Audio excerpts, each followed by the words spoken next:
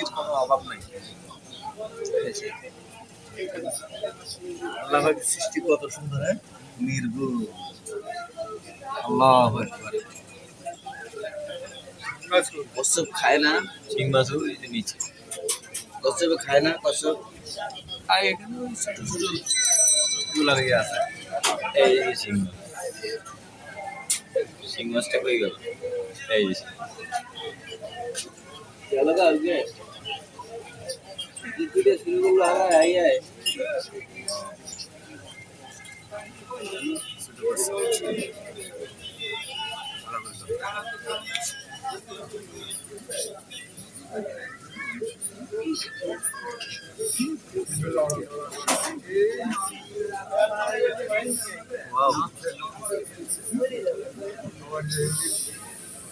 বাগি যায়।